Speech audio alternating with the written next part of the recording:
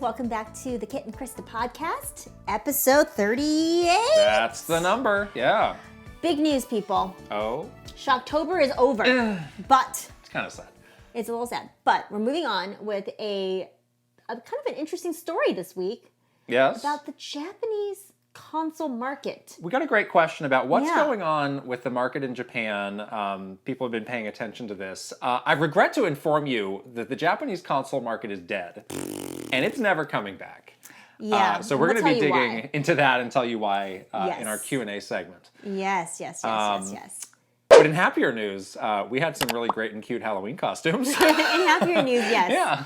Cute Halloween costumes are a thing. Yes. Great time, all of October doing Halloween things. Now we're moving on to some other things. Professor Turo. You are Finally. Professor Turo. Why is he always scowling? What's his problem? Well, he's very serious. You live in the world of Pokemon. Smile for once, why don't you? Jeez. He has serious learning, book learning. He needs to lighten up. He's also wearing like a full bodysuit, so maybe that's why. That's true. I didn't have that. Too bad. This is literally the black T-shirt I was wearing. He's wearing a full black outfit. I was like, I can't get a custom spandex made in time for Halloween. Oh well. It looks like something you wear with like speed skating. It looks like Gambit from the X-Men. Yes. He's just wearing a brown trench coat. He also has a coat, yeah. And the professor is wearing a white lab coat. So he's basically just Gambit and me combined. You're not Gambit. I liked Gambit a lot growing up. You're not Gambit. Okay. I'm not from the bayou. Anyways, everything, including this great discussion of Gambit, is brought to you by our wonderful Patreon family. Thank you so much for all your support and making all of this possible. Please support us, join us, and consider signing up for Patreon. We are patreon.com/KitandKrysta. Tons of fun benefits. We just came off of our monthly meetup, which we had a wonderful Halloween party. Everyone came in. They dressed up. I was thinking about the costumes. So I almost said costumes, my gosh. but we had people dress up. We did a really fun, scary trivia with some really cool prizes that we're going to send out to our winners. It's great fun. Yes. So consider joining. Yes, we are 100% Patreon funded. So please consider. Please. Yeah. Like, literally 100%. So yes. The Nintendo crossover has been out for a few days now. That was so much fun. The closure has happened. Happened. The cathartic closure. Mm-hmm. The wonderful new friendship. Has been formed. Yes. And it was great to just get it out there. And we also did tons of other fun things with the guys. Yeah. On our channel, we had the scary character bracket. We have a vlog coming out. It's out. It's out. The New York vlog. Right. You'll probably see some glimpses of them, and we did a little tour of their studio. Mm-hmm. So it was really fun, and I really just enjoyed hanging out with them and getting to know them. And hopefully we'll get to hang out with them again soon. I heard from a few people in the Nintendo program currently about this episode. Did you? Oh. Did you? I did not. Oh, that's interesting, because you were in charge of it. Well, you too scared to come talk to me or what? I think maybe they've had enough of your antics. What do you mean? I didn't do anything. They're in the program, aren't they? They're still there. No, they were very happy with it, actually. They were very excited to see this crossover. They appreciated the honesty. I think from their perspective, they understand, what's going on and why they're in and why Wood was no longer. Yes. So full circle. The world was watching this great moment. The world was watching. Yeah, exactly. And I think a lot of you have said that you really liked the four of us together. So we'll look to doing some future collaborations, hopefully. Yes. The guest appearances are picking up. Yes. They really are. We're excited about some future guests upcoming for the Kit and Krysta podcast as well. So like you said, that New York vlog is out. Please watch it. It's excellent. What did you call sad fall Sad girl? Girl Fall. What does that mean? That's you told me where this. we I was like, are oh, now. no, sad. We're sad now? Because we have moved past Hot Girl Summer vibes. Right. That was like our vibe for vlogs in the summertime. So if you watch like the Game Fest, Summer Game Fest vlog and like the PAX vlog, we got Hot Girl Summer vibe going. But now we're in Sad Girl Fall. I don't want to be sad. Very New York. No, but it's good. It's good to be sad. Okay. You want the cozy vibe. You want a little bit of melancholy. You want like Those fall it's like days. a slower pace, is what you mean. I made the vlog. I edited with a slower pace. With I noticed different music. Right. Sort of a little bit of a diary feel to it, which I really like.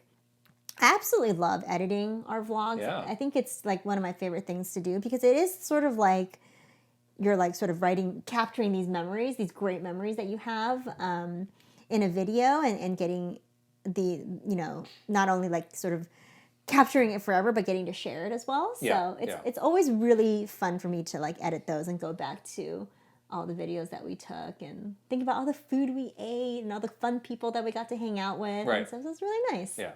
Somebody said, you didn't seem very happy with the food you were eating. Maybe you didn't like the place. We love these places, we should say. What do you mean happy? All the places that we So go happy. to and include there, like, we strongly recommend. And we've been to those Yes. places like multiple times. Right. Like those are sort of our New York staple places. Right. Like whenever we go back to New York, we're always like, that's always on the top of the list. Yeah. So yes. But on this week, Super Kitten Krysta 64, we are taking a closer look at some co-op games, couch co-op games on Switch that you should check out. For sure, yeah. And we got a really interesting question that we were thinking about ourselves, which is like, what is happening with couch co-op games? Is this genre sort of like going away for the convenience or the popularity of online co-op games? And we sure hope not, because we both love playing couch co-op games together. A lot of the, videos that we made on Nintendo Minute were all around doing couch co-op games. Yeah. I think that's when we have a lot of fun. So we picked out 5 co-op games on Nintendo Switch. Some you may have heard of, some you may have not. Some of them are a little bit obscure, a little sort of like eShop gems. I can almost guarantee you have not heard of all of them. That's right. Yeah. Exactly. And these are all ones that we highly, highly recommend. We have had a great time playing through them again and just sharing them with you. So, look forward to that video coming out. It's going to be really good. And one of them, I won't spoil it, is probably in my top 10 of all Switch games that I have. And it's not like an obvious game. It's like, it's Fortnite, Fortnite didn't make the list, believe it or not. Shocking. No. Like, we kind of think you guys know about Fortnite. If you haven't, have you heard of Fortnite? Number 1, Fortnite. Number 2, Animal Crossing. Number 3, Super Mario Brothers. Yo, we got these Number locked 4, Smash. Down. We got these games locked down. No, those are not the games. But yeah, the one that's in your sort of top 10 Switch games of all time, I won't say it. Don't say it. We used to play this game a lot, and it's been a little while since we played, and we just played it again. Super good. And I was like, this game is so fun. Yeah. It was one of our like go-to playing games for a long time. So I'm excited to share this with you guys, and hopefully, let us know. Always let us know if you have other co-op games that you want us to try out too, because we're always in the market for that. Indeed. Always in the market for that. We really have Pokemon on the brain these days. We're getting close. We're getting really close to Pokemon Scarlet and Violet. I'm dressing up like a Pokemon professor. I am a Pokemon Maybe on days trainer. that aren't Halloween. Yeah. Maybe I'll just go out in the street in this lab coat. Just your normal day-to-day. Yeah. You're now Professor Churro. Sir, are you a pharmacist? No, I'm a Pokemon professor. How dare you? Pull out the Pokeball. Slap them with a white glove. Good day, sir. With a scowl on your face. With a perpetual scowl. Oh, he's scowling, yes. Mean mugging. Maybe he's trying to give like the model face. Okay. So with that, raise your eyebrows. And then what is that? Too much Botox for the prof? Open your eyes. Oh, boy. Lower your mouth. That whole thing. And then you have the model face. I wouldn't know. Do you think that's what it is? Maybe. Blue steel? Again, I wouldn't know, okay? You're asking the wrong guy.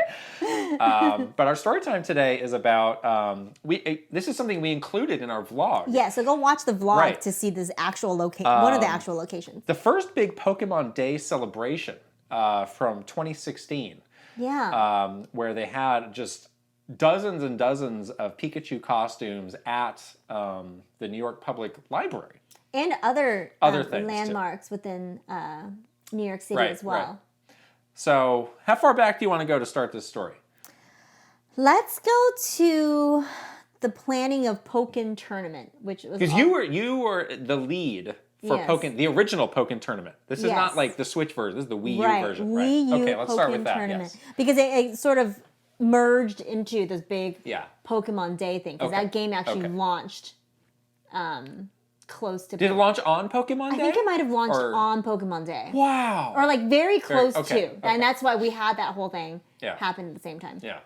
So this was a very interesting project because, as you guys have probably heard us talk about a little bit, the Pokemon Company and Nintendo of America, like two different companies, entities. So different. So different in mind, spirit, and soul, in many ways. And we had a very interesting working relationship with them. That's one way to put it. Interesting is one way to put it. Traumatizing is another way to put it. It's gotten better over the years, but it is a challenging sort of line to walk because you're not only, answering to all of the expectations that you have from a Nintendo perspective on how to launch a game and what you need to do and all that stuff. You have this extra layer of the Pokemon Company, and they're really looking at everything. My feeling on this a lot of the times was like, why don't you guys just do this? You seem to have these big ideas about what we should or shouldn't be doing. Exactly. You have basically the same size team as we do. You're just reviewing our materials. How about you do it? Exactly. What is that thing that someone put out as like a box art for Mario Maker? Is like, you do it if you're so freaking smart. I think they use a different word, but it basically is that's like the sort of the card that you want to give to them. Like, fine. Show me what you can do, you jerks. Well, they kind of did with Pokemon Day, actually. So that actually ended up being kind of funny. Yeah. So that a little bit of background on sort of that relationship is like they would review all of our materials. Right. They were the ones sort of setting like the schedule for when we would make announcements. Yeah, exactly. They also had like all of the like the stuffs. Like if we wanted to make a video or a trailer or something like that, like they had to make it. Right. Or they give us the stuff and we make it and they review it. Yeah. So it was kind of like a lot of back and forth. Things took a long time. Pokken Tournament came out for Wii U, and it was like kind of a different kind of Pokemon property as well. It wasn't like, one of the mainline Pokemon games, and it had like this fighting game component to it, but like also kind of like a fighting game light component to it. So I think there was like these weird expectations of like, we want you to like put your Smash expertise into this. But we also kind of want to control this a lot at the same time. So it's like kind of hard to make a marketing campaign for this game. You know what I mean? Like it was just very like, so what do you want us to do though? Yeah. Exactly. Because like the fighting game universe is pretty adult, Yeah. And it doesn't have a lot of crossover with like what they wanted to achieve with like selling Pokken Tournament, I think. So it already started out feeling a little shaky, Pokken Tournament, I should say, is an awesome game. And it's such an awesome game. They should really make a sequel to Pokken Tournament. They really should. Wow. That thing when it flips from like 2D to 3D. Yeah. That was a wow moment, right? That's like my Machamp power fantasy, is that game. I know. Yeah. Oh man, and that game was so cool. Yeah, and it ended up being great. But basically the whole Pokemon Day campaign tied into the launch for Pokken Tournament. It was also right around the time that the original 3 Pokemon games came out on 3DS. Right. Like Virtual Console. Yeah, so that was the other big component of like the actual products behind Pokemon Day. Right. It was more than just a celebration of Pokemon. There's always some like what's the new thing we are going to sell? Get people to buy. Yeah, exactly. Right. And we were really surprised by the sort of the germination of Pokemon Day because again, usually the Pokemon Company, they just do whatever they want. They don't care. They was just like, they don't even talk to us. They're like, who cares? We'll just do our thing, you do your thing, and maybe if there's a way to meet in the middle, we will. But, we're not going to look to you to find any sort of, like, teamwork or whatever.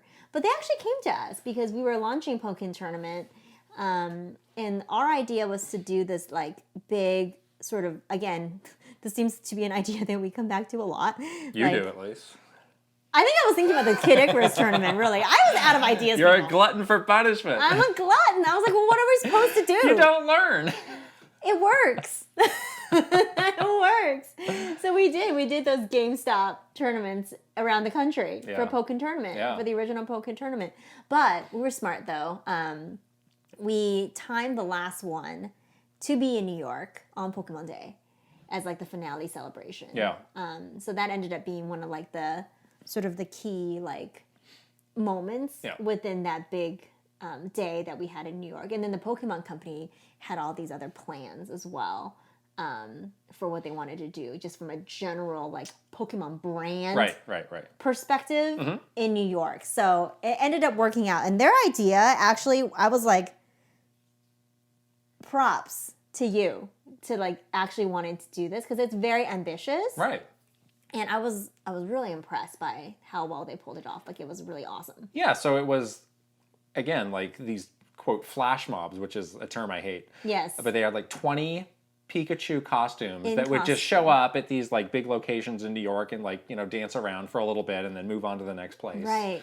What other locations did they go to? I don't remember. They did go to the area where you could see the Brooklyn Bridge. Oh, okay. They went to the library. Yeah. They were at the New York store, obviously. Yeah. There was another location. I think they tried to go to Times Square, but it might have been like too much. Crazy. Yeah. And they had to compete with the dirty bootleg I Pikachus. think that was actually one of the reasons why they didn't go to Times Square, because they were like, oh, we can't have the official Pikachu next to like the dirty Pikachu. Right. So that was one of the reasons why they were like, never mind. Okay. Yeah, I mean, I did think that this was kind of an important moment where like the Pokemon Company kind of flipped and really like took on this new mindset of like, we're going to be more open, we're going to try more things. We're going to do more, just like, not like, let's just do something to sell those individual things. It's more like, let's do a thing to celebrate what Pokemon is. Right. Like a big brand thing. Exactly. Yeah. And again, we've mentioned this many times. It's like around this time, like the Nintendo and Pokemon outlooks flipped.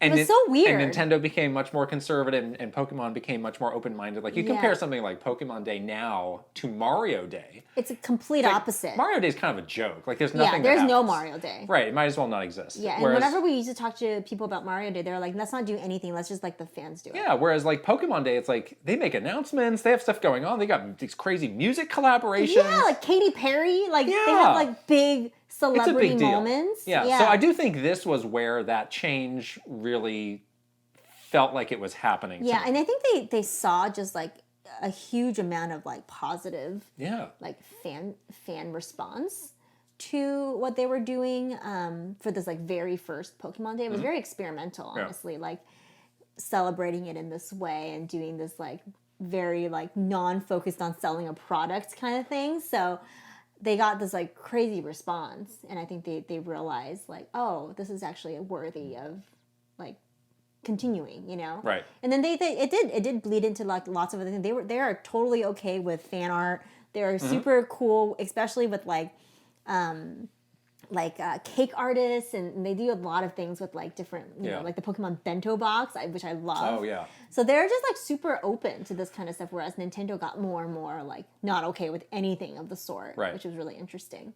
So we both went to New York because we made a Nintendo Minute, and then you had to work on this tournament. Was I doing anything else? I couldn't remember. I was like, is this all I did? Was shoot this video? Wow. That's pretty cushy. It was very cushy. You walked Pikachu across the street. Yeah, I did. I was a Pikachu chaperone. Have you? I wonder how many people have actually seen the Pikachu costume in person, because it is maybe one of the cutest costumes ever. It does have like an inflatable quality to make it like kind of fat, but it's very difficult to maneuver in. So the sheer logistics of maneuvering 20 of those across New York City, like I don't think getting them up those stairs on the library. I was gonna say, I don't think you guys realize how hard that actually That was really like harrowing for the person from the Pokemon Company who was in charge of that, who was kind of new at the time. And I love him. Elvin, we'll give him a shout out. Yeah. Love you, Elvin. You're so awesome. He had to like get them across the street, which seems like a very normal thing, but like, oh man, they can only go so fast. And you just imagine like it's New York City, people are like pestering, like, oh, what's this? What's going on? Can I take a picture with you? Can I do this? It's like, no. We just need to cross the street. Yeah, and we had to do it in batches. You can only do it a few at a time because they're like the light is only like it's Fifth Avenue. The light is only like 20 seconds or something across the street, and there's also like this huge fear of like if anything happened to them, like God forbid they were like hit by a car or something. Right. But like, can you imagine? Or even got just scuffed up. The headline of like Yeah. Pikachu falls downstairs, Pikachu gets hit by car, Right. bus runs over Pikachu, in New Falls York down City. and the head comes off and you can see the person that's inside. Oh my gosh. It would be.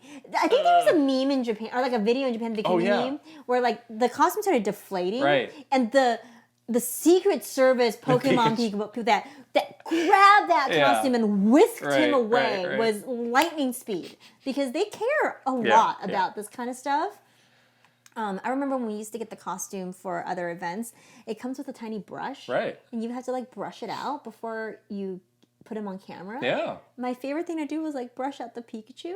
It's so cute. There's some serious rules about being in one of those costumes that you must follow. It's very, very strict. Right. So they had them not only, pose for photos, but they were doing like a little dance. Oh my gosh, it was so cute. They had like these little moments. I think they had a guy with like a whistle, remember? Yeah.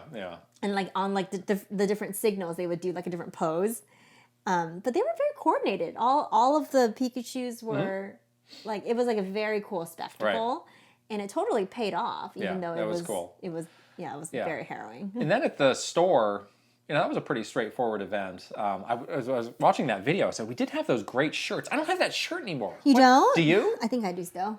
Oh what man, I really messed up. I don't know. Did you get rid of it in like a Marie Kondo spree or something? I may have. It's maybe I don't know. I was like, oh, I really wish I had that shirt. And then I remember going through that video. We did a giveaway from the store at the end, but most of the stuff was not Pokemon related. I'm shocked that TPC let us do that. I know. I was like, wow, they approved the video. Of course, I remember sending it to them for approval. Right. Let's go back to the shirt. That was so cute because they had like sort of this. It was like all the different Pokemon characters made up Pikachu's face. Right. But the 2 and the 0, the cheeks were the 2 and the 0. It was such a cute like commemorative shirt.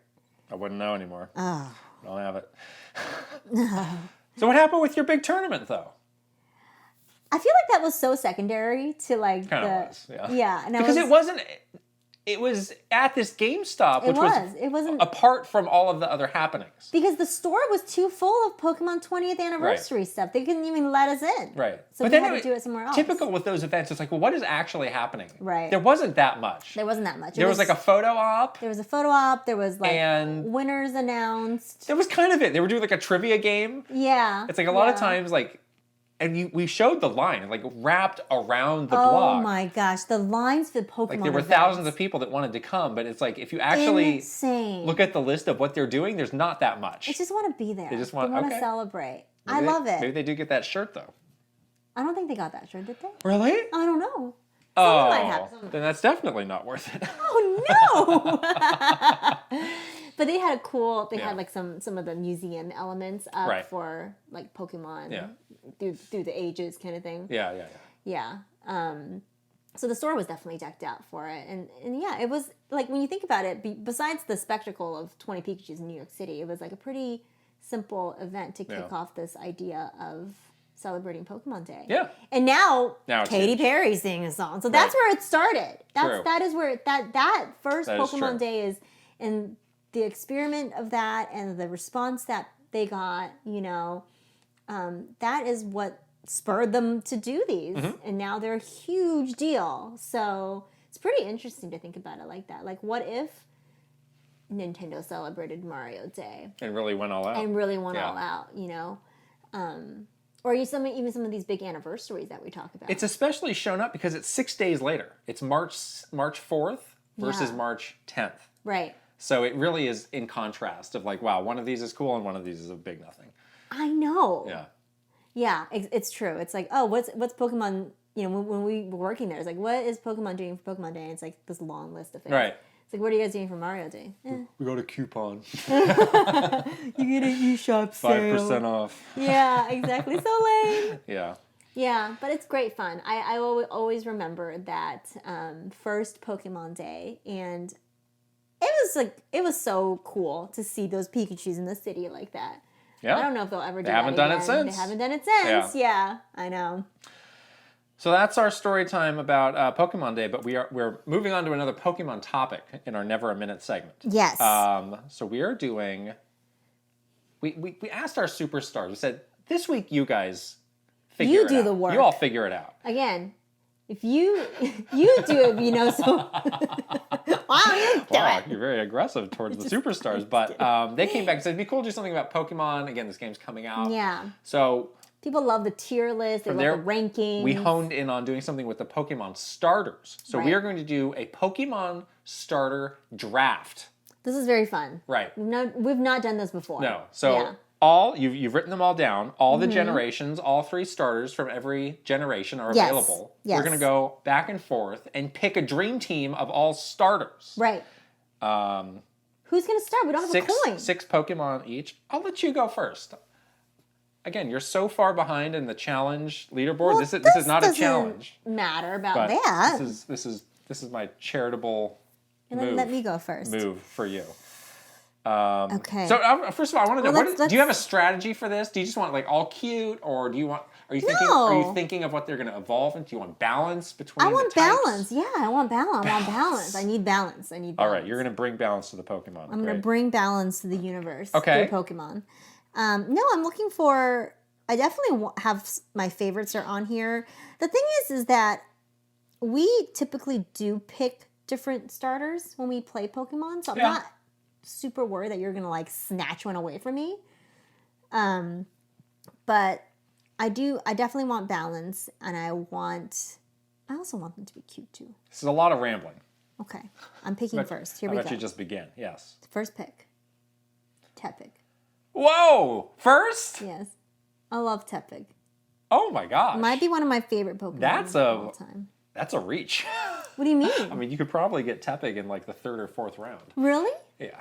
Oh. I've got a lot I more. love Tepig. I've got my own little notes here. I wouldn't have taken Tepig this time. It's your list though, so congratulations. I love Tepig. My pick is Squirtle. Okay, that's fine. I like to take Squirtle. You told me you really wanted Squirtle. Now you can't have it. I don't care. You don't care. I think you really care. All right. Who do you have Squirtle's like next? your favorite though. Well, I love Squirtle and I love Bulbasaur. Or excuse me, Blastoise. Whoa, I had a brain fart there. Blastoise. Blastoise though. Blastoise is amazing. So who's next for you? Bulbasaur. Also, a little bit lower down on my list. Okay, good. Not what I would have Maybe taken. we would have been okay then. We would have been okay. I'm keeping it with the original. I'm going Charmander now. Damn it. So now all the original 3 are taken. Yeah, that's fine. As it should be, I think. Charmander is fine, but he's actually not as good as Tepig for a fire. Tepig number 1? Why not? Charizard, though. So? It's cool. Eh. All right. Okay, so you picked Charmander. Yeah. I'm gonna go with.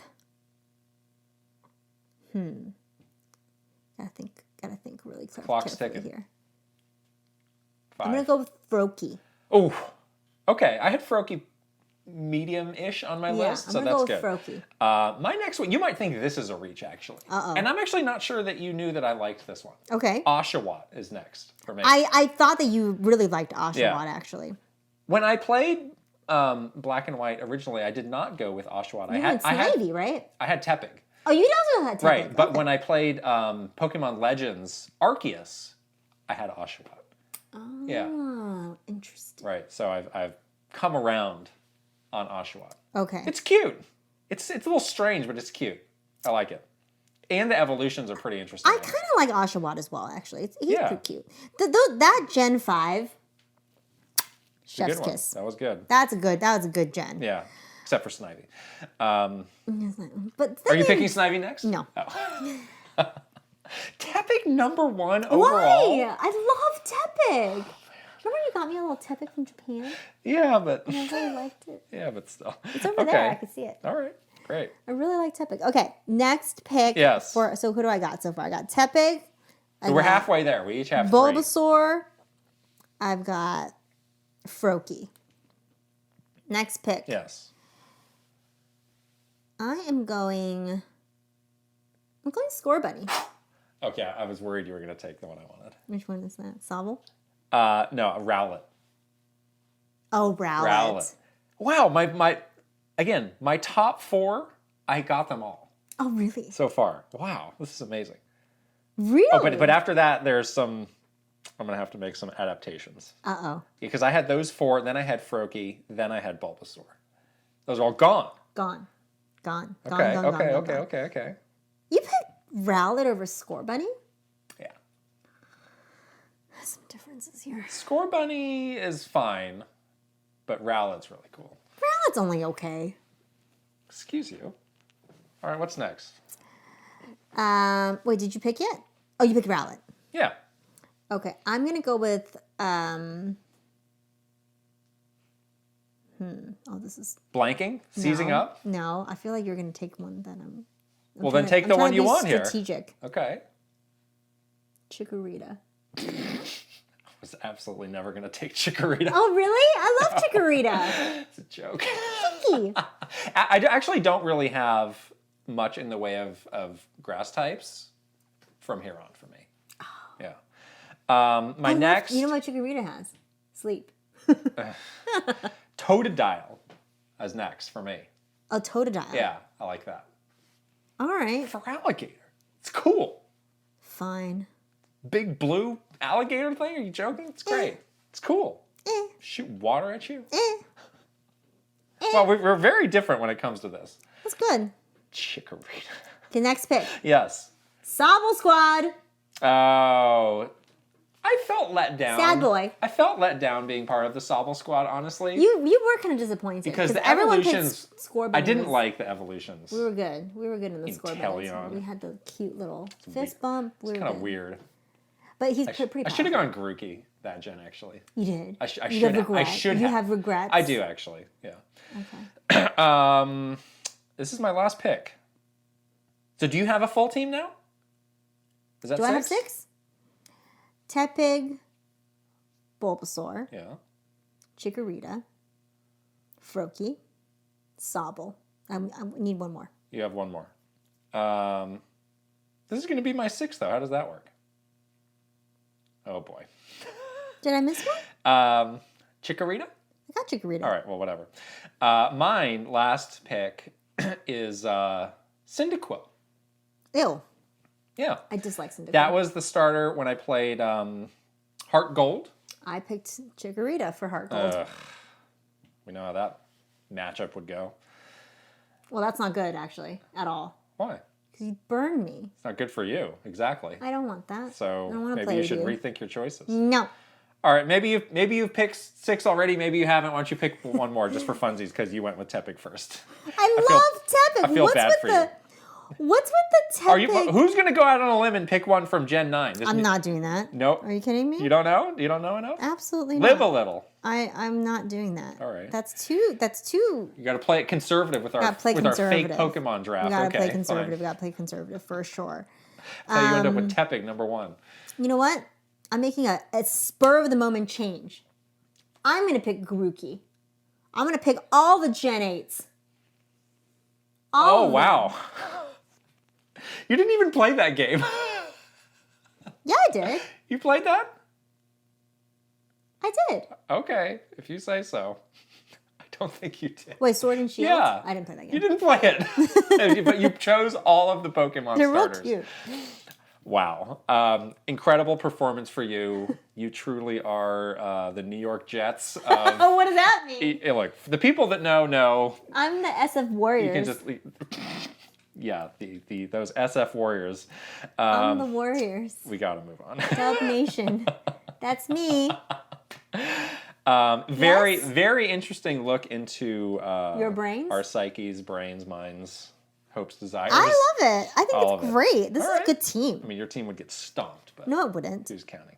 You'll be asleep before you know it. Oh boy, we need this game to come out soon. You're gonna be asleep. I'm not playing. We're playing cooperatively from here on. I don't.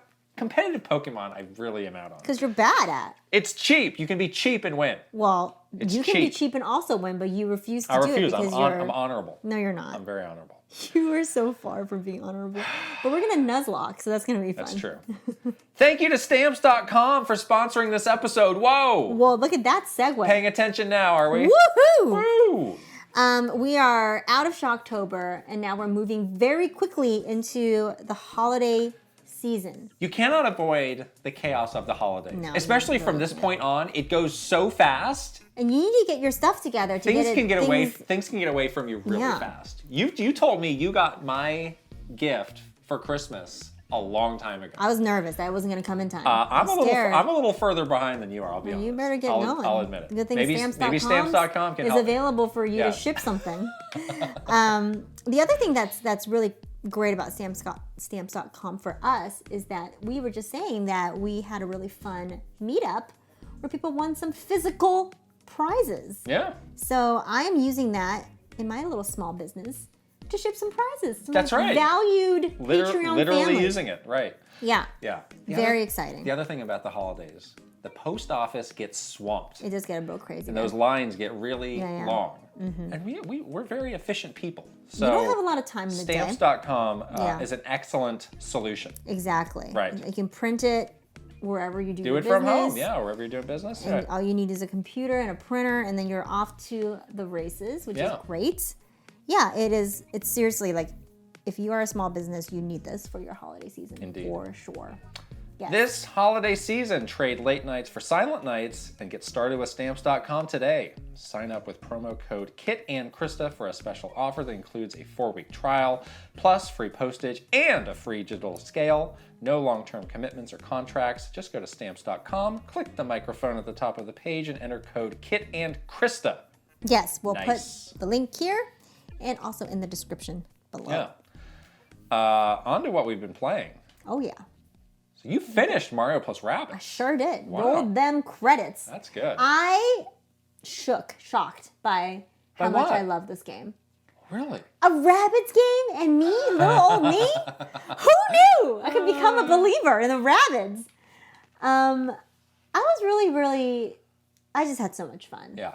And it really surprised me, honestly. And yeah, I think we talked about it a little bit before, but I never finished the first game. It's too hard. This one, the pacing was perfect. Like I definitely did not 100% this game. There's so a lot to do. much to do, so much to explore in each of the little areas that you're in. I pretty much stuck to like the main quest. I did a couple of side quests if I like naturally would run into them. But I definitely didn't like go out of my way to, find every secret in every planet or whatever. Yeah. And I thought the length was like perfect. I definitely got, a good feel of the game, and I was able to use, a lot of the different characters. I felt like I was collecting lots of different sparks to use to like augment them. No spoilers, but in the final few worlds, you do sort of like the game. I'm hanging on your words here. Tell me. I'm trying to say it in a non-spoiler way. Oh. The game not forces, but allows you to experience all of the different characters available. Because usually you pick like two or three characters for each of the maps. So sometimes you could go through like long stretches of time without using, like you're probably playing. That's one of the big challenges I have is like, what character do I want to, because I like, with the exception of Rabbid Luigi, I like them all. Right. But do you switch them a lot, or do you? I wouldn't say a lot, but I do definitely do it occasionally. Yeah, I didn't switch a lot. I kind of had like this core team that I really liked. Yeah. It was Bowser, Peach, and Rabbid Mario. Oh, yeah. And that was sort of my like team that I went into every battle with. I just thought it was like super balanced, and it had like, it was fun for me to play with those three characters. But I was a little bummed out because I was like, oh man, I didn't really get to play with like all of these other ones that are available in the game. But later stages, it becomes very evident that you need to use those characters, and the game like kind of guides you in that way. And I really appreciated that. I was like, oh, cool. Like, before I end this game, I can use some of these other characters. You know, it's nice. And the other thing that I really loved about this game is just, like, how different their take was on, like, a strategy game. Like, all the maps have, like, all these different, like different, like, parameters to win, or, like, little gimmicky things where you had to, like, do something that's not, like, just straight up, like, beating all the enemies on the field or whatever. And especially in the later levels, they really, like, the creativity gets, like, really heightened, I thought. Like, some of the areas I was just, I was really surprised by how cool the different maps and the different conditions were. So yeah, so fun. I really liked it. I'm on the last full world. Okay. So I'm getting close. Yeah. This world's tough. Like those battles, those enemies are tough. They take a lot of hits. They do, yeah. And you said some of the puzzles in that world are a bit trickier. So They are. There's a pretty long puzzle that I made the mistake of stopping halfway through because I had to do something. I was like playing it and then I had to go do something. Yeah. And I lost my train of thought. And I was like, wait, what am I supposed to do again? And I was like really confused. And I had to like backtrack a whole bunch to figure out what I was supposed to do. Yeah. So don't do that. Okay. But yeah, some of the overworld puzzles that you're doing, they're like no joke. Yeah. It's like a real puzzle. Well, that's my goal to finish this in the next couple days. Yeah. I did take a short respite from that game because I picked up Bayonetta 3. Yeah. Which honestly was a game that I was planning on skipping. But in our Patreon Discord... You're convinced. I would always check. We have a games of the month channel. We have one for Bayonetta, and I always check in and see what's going on in there. And the people in there were like so excited and so into this game. So into it. I was like, I might need to check this out. Yeah. So I did. This game. So I should say my history with Bayonetta is very casual. I've played 1 and 2. I've absolutely not beaten those games. I don't think I honestly got very far in them either. So it's like. It's not quite my taste. It's like sub dabbling is my experience. It has not captured me. Yeah. Like it looks cool, and I like the characters, right. And I get why people like it, but I don't know why. It's like it hasn't quite. That genre is not my favorite. Yeah. Character action. It's because the point of it's always like, oh, you got to rack up these crazy combos, but it's like to what end? This enemy died in like 2 hits anyway, so right. I kind of don't care. Right. But. So this game, again, with that in mind, this game really is not made for people who are new to the series or who have a very casual knowledge of it. Into it, right away. Okay. There is a very long prologue scene that was probably 30 or 45 minutes, which was a lot of cutscenes based on the story, which I could not figure out. And kind of dropping you into some tricky battles without giving you much of a breather to refresh yourself on the controls or figure out the controls. So I was just frantically button mashing my way through it. Oh my gosh, no kidding. I think that's by design though, because they know that their audience. Right, they wanted to have just a high octane opening for this game. Yeah, I get that. So now I'm in sort of more of the proper game, which has real pacing to it, and there's actual environments for you to explore. That's something that I'm liking so far. Is the environments are pretty big, and there's a lot to go around. And it's almost, in that part, it's almost like a platformer because the battles are very self-contained. Like you will go into a place, it's like, oh, a battle is meant to happen here. Okay. And you'll be in this arena, and then you'll fight, and then you can explore again. Like freely or whatever. Pretty freely. Okay. Yeah. So I'm liking that. The story's based on this multiverse concept, which is a little here we go. It's a little overdone at this point, but you do just kind of on a snap jump from one setting to the next. Okay. I don't know yet exactly why this is all happening. Mm-hmm. Maybe I never will. It might be related to 1 and 2 that you just don't know. Right, but someone should give us a summary. I'm sure there's a lot of YouTube videos on the story that I could watch. Right. But I like the Rogers-based text message summary. That's handy. That's what I need. Give me 4 sentences. Right. But for example, I was in this kind of mountainy, very a lot of solitude, these snowy mountain peaks off in the distance. And then on a snap, I was on a Tokyo subway car, and there was this crazy Godzilla sequence where this monster was chasing me, and now I'm in ruined Shibuya. It was a war happening. So that's interesting. Jumping around really quickly from very dramatic locations. These settings. So that could definitely keep you on your toes of what's going to happen next. I don't know. Okay. I need to spend some time figuring out the fighting because right now I'm very just mashy, which is fine. Any sort of difficulty adjustments? Yeah, there is. I'm going to see how far I can get on normal. Okay. But that game's very much based on dodging, which gets you into the witch time, That's where right. things slow down and you can attack more. So I really need to get a better handle on that if I expect to get much further into it. Yeah. I did whatever Bodhi research I needed to do. The game checks out. You didn't play on Naive Angel mode, did you? That's really funny, though. So the game asks you right away, like, do you want to play it this way? And there's a picture of there's like a before and after of a scene of a guy smoking a cigar. And then that's the normal. The other way is he's holding like a cannoli. So it's more than just like the parts where like her clothes disappear. It's like, yeah, it's also... I kind of would want to like just toggle over and see like what other funny stuff. Are you able to do it on the fly? I don't know. Okay. But a cannoli. He's holding a cannoli. I was going to say like funny. A lollipop or something. A Wally Pop. Yeah. I mean, the game does, again, the story is completely incoherent to me, but there are just like absurdist elements to it that I appreciate. It's like, it's kind of like in the Yakuza vein where exactly. It's like a chicken is a stock. It's playing it. Yeah. It tries to play it serious, but there's ridiculous things happening around you that you're supposed to laugh at. Exactly. Yeah. I do like that part. Right. That aspect of it as so I appreciate that. Yeah. I am going to go back to Rabbids and finish that. Oh, good. And then I will go back to Bayonetta until God of War comes out. Okay.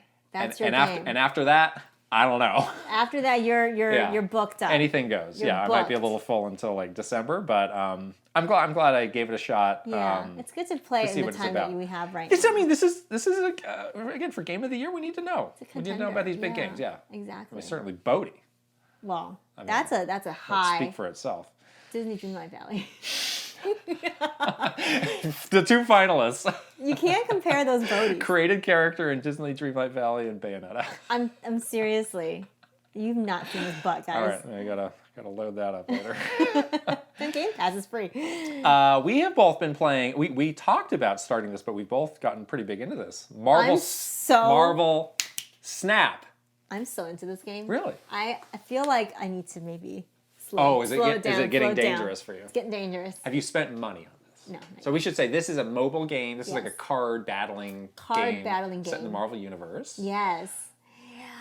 It's so fun, you guys. Oh my gosh. My eyes are like, oh boy. Because this is the kind of game that is dangerous business for me because it's made to be addicting. It's made to be addictive, and I definitely am like a sucker, so... Yeah, I appreciate this game for two things. One is that it's very easy to figure out how to play this game. Like excellent tutorials. Such good tutorials. They are not super in your face. They don't drag. Yeah. They really just teach you what you need to know, and then you kind of figure it out as you go. The game also, which I like, it's not that complex. It's not. That's what I'm saying. It has enough to be strategic, but it's not it's simple enough for you to just play these really quick games, which is awesome and also addictive. And I like it because you can sort of figure it out on the fly. Like the tutorials give you a good like foundation of what you need to know, but like a lot of times you're like picking up the cards, looking at what the different effects are, and then like figuring it out on the fly, which I like. The other thing about this game that's really cool for me is that I don't know a lot of these Marvel characters. You don't? Beyond like the really popular ones. So like it's kind of fun to like see them and like know who they are. Like who the heck is, White Tiger? Like I don't know. Like these different characters that are like a little bit more obscure. I'm having a lot of fun just like learning about different Marvel characters from like comics and stuff like that. Like my Marvel knowledge is okay, but definitely not like, I mean, you probably know way more than me, obviously, but yeah. But I really like that. I'm curious how many total cards are in the game, and I'm sure they'll add more. How many decks have you over made? Time? I just have one deck that I'm tinkering with as I get more cards. Yeah. The way you get cards is not what I expected. Right. I expected they would sell you packs of cards, and you would just get random, and you might get a rare, you might get a junkie, you might get a double. It's set to your progression in the game. Exactly. Very rigidly. It unlocks like a mystery card as you progress and level up. And I mean, there's the battle pass. There's like so many different paths that you're always leveling up, like any mobile game has now. Yeah. But it does feel like you're always getting something new, which is the part of the what makes it addictive. Yeah. I do wonder though, like, is there some card that I want to get that I'm gonna have to play like 900 hours to get? Yeah. I don't know. So far, the ones that I've gotten, I've been able to like hold my own pretty good in these battles. But they do match you, like the people that you are matched up on. they have a lot of the same cards you do. That's right. The matchmaking is quite good. Right, Yeah. right. Well, unless they're bots. Well, we had a bit of a... So we both got pretty far into this, and we're like, hey, we never lost. I've never... Like, we might be like esports level barely in Marvel lose. Snap. I'm like, they're all bots. And then there was this article that ran on Kotaku that was like, oh yeah, most of those are bots. Yeah, I'm pretty sure they're all bots, yeah. How do I play with each other? That's what I want to know. I'm not sure. We haven't figured that out We need yet. to try that. Yeah, we should. I want to play with Hopefully you. that's possible. Or I want to play with a real, like, I definitely want to play A real with someone person? I know. Yeah, or like a person. Right, yeah. right. Hopefully that's possible. The other thing that's cool is that not only are you getting new cards, but you can level up the cards you already have. I like that. And the way that they do the graphics for that It's really neat. is so Yeah. cool. So that's the first level when you upgrade it to like a rare card, it does like a frame break. Right. And like the card looks really cool. Yeah. And then like when it gets to like the next level, it does like a 3D card. Yeah. And you like move it around. Well, you can move your I phone, know. and it's like, whoa. It is so. It's real, and but it looks like it has depth to it. I literally stared at the whole card. It's like for a hologram, basically. I stared at it for like 5 minutes. Yeah. I was like, wow. And then there's a level beyond that. I know. Where like the background gets a little animated. I know. Yeah. Oh yeah. Yeah. It's so good. It's so clever. It is. Yeah. Who's your favorite card that you have in your deck right now? I like the Punisher. The Punisher is pretty have that cool. card, Where his power is if your opponent has more characters down, he gets stronger. So we should say the idea of this game is like it's different from a head-to-head battle. It is. Basically, there's 3 location points that you have to capture. that you try to seize. Yeah. And you can put down up to 4 cards on each location. And every location has a different like condition as well. Like Yeah. some of them are like +5 to Right, all your cards, or right. some of them are like -2 to Those all are your fun, cards. yeah. And they're always fun. Right, yeah. right. So that's an interesting hook that's different from like a Yeah, Hearthstone and or they're a all Magic. like random too. So Yeah, every game yeah. feels a little different. And the games go really fast. It's only like 6 turns per game. Right. So it's never more than like 5 minutes for a I single really game. like the Iron Man card. Oh yeah, that's It a good one, doubles too. your points, Right. so you can strategically use it like at the very end, like Right. your last turn, and it like can basically like solidify your victory at least in Right. one location. Right, right. And the animation, they have like the little Iron Man chest animation Yeah. to like do it. I'm like, oh, so Yeah. clever. Yeah, So good! I'm curious to see how they keep adding to this. Again, like they haven't completely come outright like selling cards, Yeah. individual cards. Like you can buy variants of cards you might already have. Or like different backs or something like that. Right, but it's not Yeah. like, oh, you want to get, Captain America, pay $10. Right. They don't have that yet. I wonder Yeah. if they will eventually do that. Yeah, maybe they're trying to just They're like, easing us into this before they. Now you're paying, jerks. I'm gonna pay. You're gonna Give me pay. a card, I'm gonna want it. I don't have the Captain America card yet. I want that card. Well, that is in the. They do have a like special like game launch bonus. I $2.99 know. you get Captain Every America. day I look at that, I'm like, that's the Captain America. It's pretty cool. Yeah. $2.99 is not that much. And that's how they get you. get Oh no. Oh, then you're in. Oh, and then you're in. Oh, Ooh. jeez. But I still really like it. Yeah, It's yeah. fun. I've been playing it like, it's a fun thing to just like play when you're like on the couch, Yeah. when you're watching TV or Yeah. something. It's like easy to pick up on your phone. You also made the interesting decision, even though we have God of War and Pokemon, you've started Persona 5. I did. I really like struggled and wrestled with the decision of should I start Persona 5 or should I start Bayonetta? So I wanted to pick up Bayonetta 2, 3 as well. It's confusing. But I don't know, like that Bayonetta, I think it's a cool game, but again, those Yeah. first 2 games never really clicked with me. So I was just like, I kind of don't want to start it right now. I feel like if I started right now when I don't want to, I'm not going to give it a fair shake, Yeah. I won't be like open-minded to like stick with this game. Yeah. And we were talking about Persona for so long, wanting to start it. Sure have. And I was like, you know what? I'm just gonna do it. Rip the Band-Aid off and start this game. It's okay, whatever. Like if I don't finish it, I'm not gonna finish it before God of War. But I can go back to it. It's okay. Like I need to pick this game up. I need to play this game. I've never played anything in this franchise before. Like I have no excuse now. Now it's on Switch. I can play it in handheld mode. Like, come on.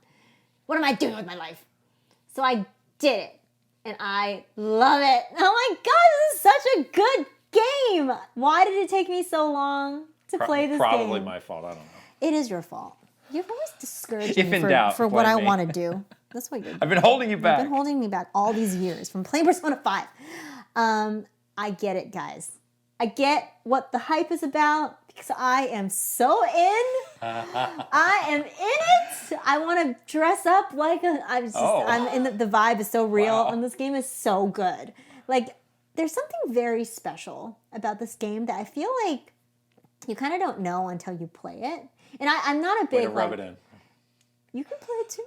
I've never been big on Shin Megami Tensei either. Like I never played a lot of those games. I think I played like the Sharp FE one like a little bit. Yeah. But that's not like a mainline or anything. So I don't know anything about this universe. I really don't know. Like the Atlas style is very interesting, but I don't know the style very well. So I was like shocked by how just like it's just cool. It just looks and feels cool. Like this is what a cool person would make for a video game. Like, you're just cool. You just know. It's a game for cool people, not a game for losers like you. It's totally a game for like cool artsy people. Like I'm just like, okay, I totally get it. To play in Hot Girl Summer, right? Sad Girl Fall is fine too. This game, this game is perfect for Sad Girl Fall. I got the school vibe, like the cute. Okay, school, yeah. What I love about this game though is it has like this beautiful art style, obviously, you know, and it has these great cutscenes that are like very high quality, like anime style, but it does a really good job of like putting you in like the fantastical, like crazy universe, alternate universe with like your insane like personas and the monsters you're fighting with like real life stuff. Like you kind of go back and forth between like I am a student and I need to figure out like I'm a new student in this school, like these bad things happen in my life. I have to leave my hometown and now I'm in this new place and you're like dealing with like high school stuff, you know? And like there's like these great scenes of you just like riding the subway and like meeting a new friend and going to get like gyudon with them at like the local whatever. And like you like live in this coffee shop and like it's like it just feels really relatable but also very fantastical at the same time. And it's amazing. So anyways, I'm super in on this game. I'm about like, I feel like I'm still very early because people say that it becomes like very open after the beginning parts of it. I'm about like 4 hours in, I think. All right. I need to ask you now because I really want to play this game too, but I'm frightened of the length. And I need to know like what are the tedious aspects of this game? Because there can be a well-paced 200-hour game and a poorly paced 200-hour game. So I don't know, does this game have random battles? Well, I've only been in a few like dungeon areas. TBD. They still feel kind of tutorial-y right now, so they are making you fight them. So maybe later you can avoid it? Maybe. I don't know. You don't know. All right, we'll check it.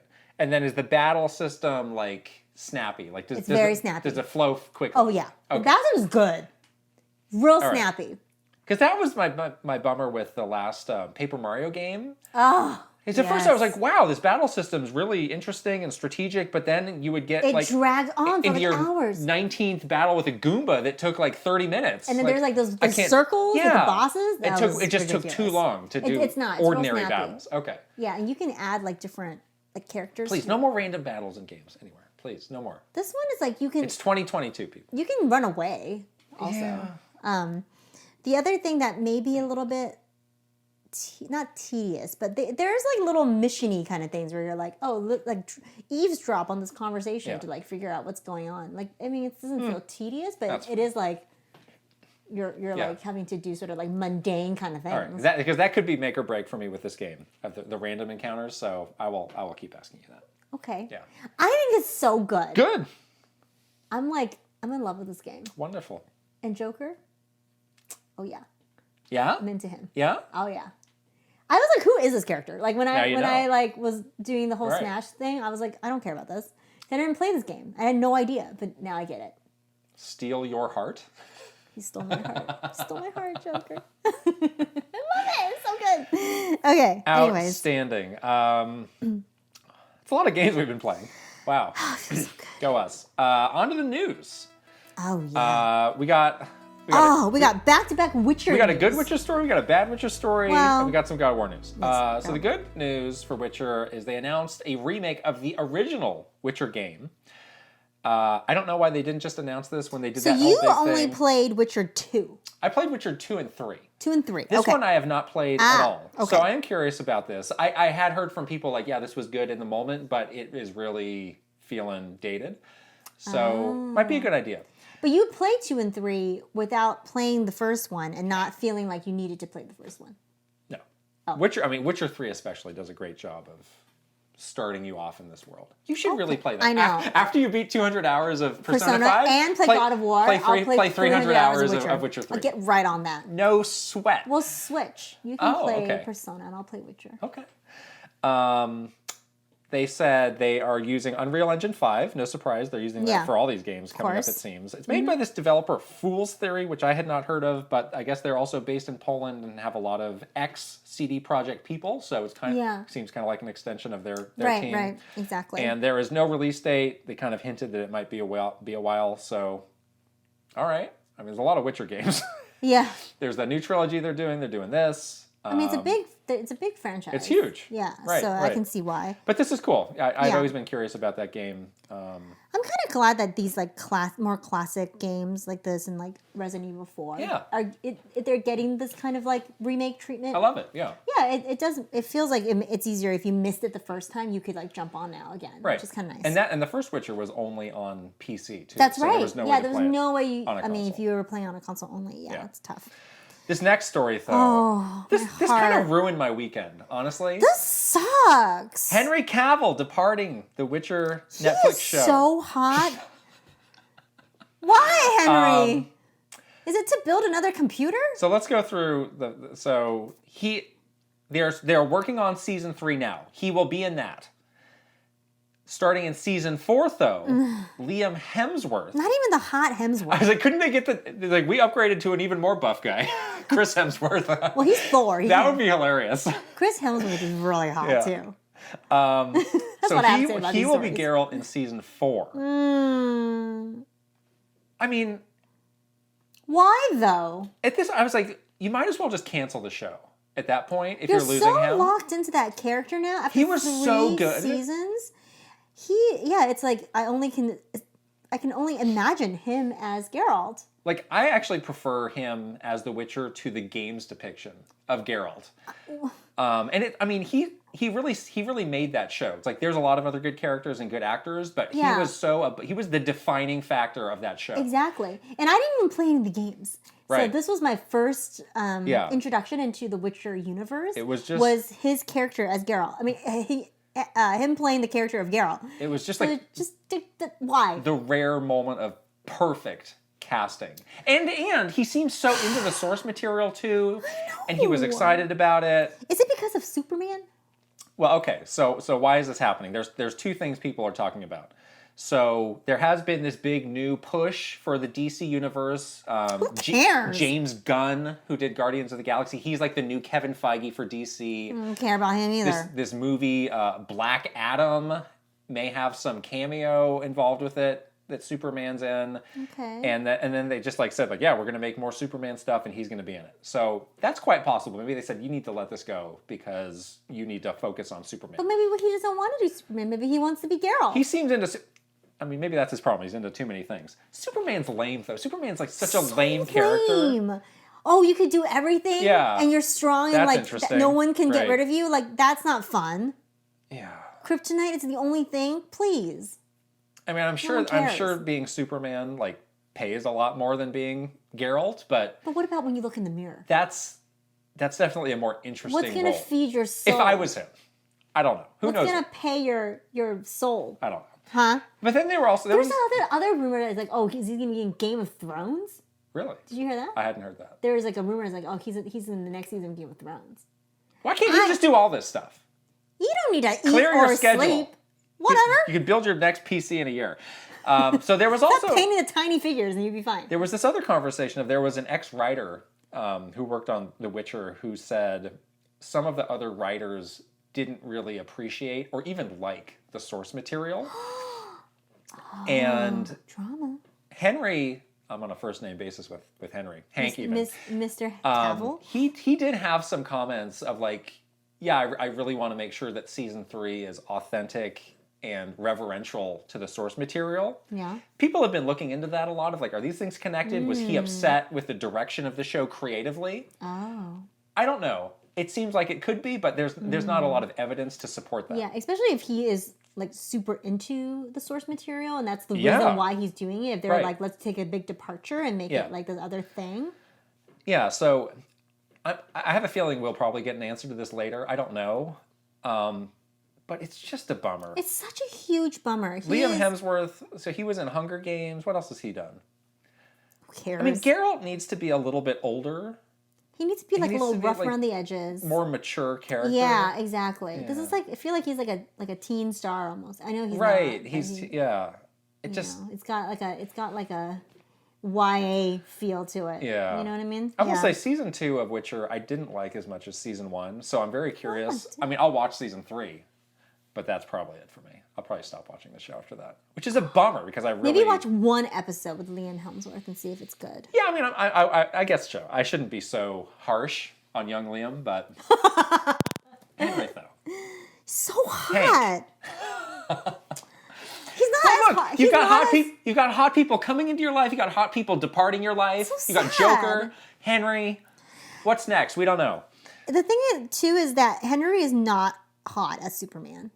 Oh, really? Superman is not hot. What is it? The hair?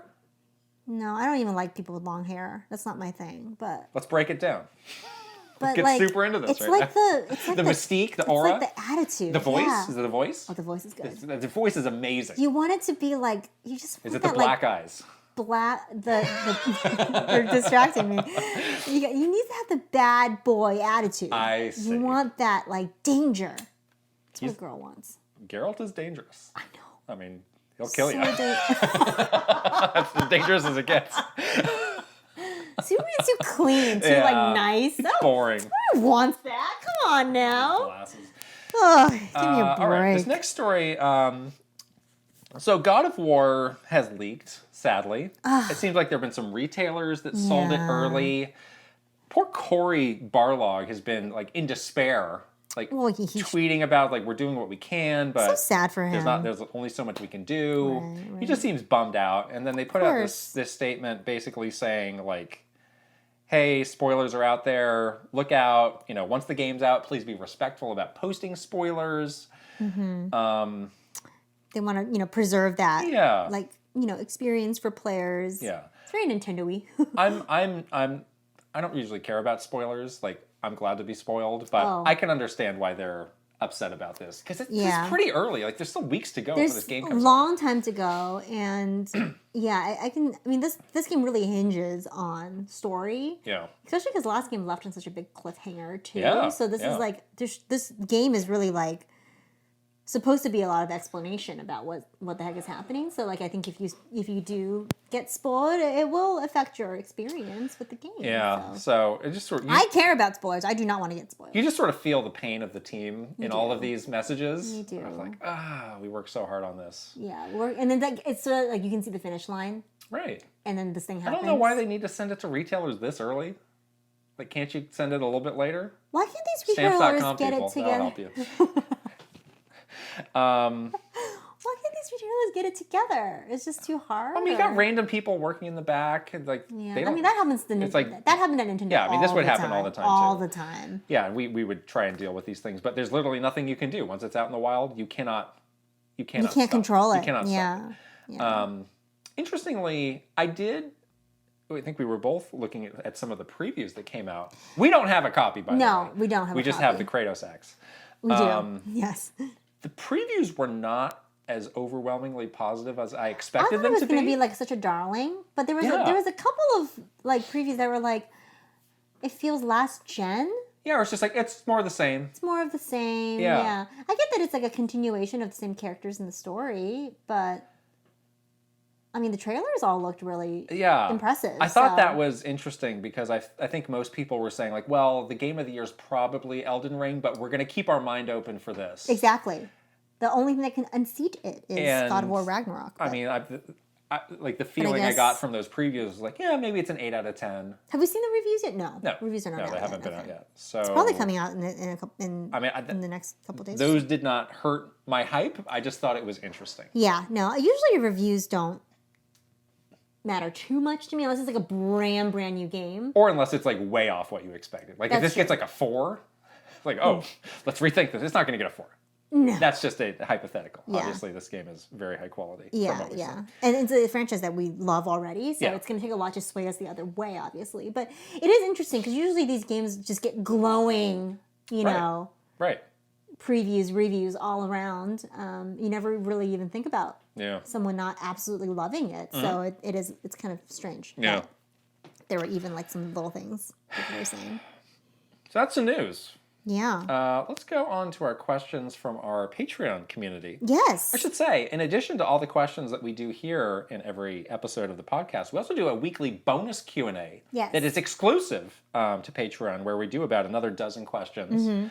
Some of the questions are kind of spicy, too. I was getting them ready for this week. We got some spicy ones. It may be the spiciest question we've got yet. Yeah, I think I know the question you're referring to, and I'm kind of excited to talk about it, because it's actually...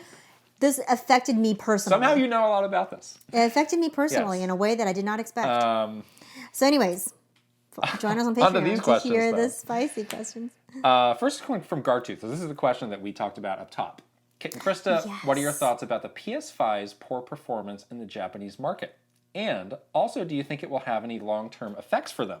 There's been a lot of attention around how PS5 games are selling especially poorly at retail in Japan, with the Switch owning that entire market. In addition, there's the PS5 scalping situation there, with Japanese PS5s getting resold in other countries and not in the hands of customers. So the PS5 has had one of the strangest life cycles to date, with it being announced in the pandemic, launching in the pandemic, having this really crazy supply chain issues. Bad supply chain issues. Yeah, yeah. That seem now to be evening out a little bit. Right. It seems like you can probably find them now. Like when they have them available online, it's not selling out immediately. Yeah, people have seen them in stores. And they're starting to be back at the top of like NPD charts, so there's just more of them out there, which is great. That was definitely the major issue for them, you know. But to this point, I think it's been hard to get a read on like, how is this doing? There's so many caveats. Yeah. But I just went back and I wrote down the sales of all the PlayStation hardware in Japan life to date. So I'll just go run through those, and you can see a trend. PS1, 21 million. PS2, 23 million. PS3, 10 million. Ooh. PS4, 9 million. And so far the PS5 has had 2 million. Whew. 2 years in. That is rough. For comparison, the Switch so far is 26 million. The 3DS is 24 million. Let me add another layer to this.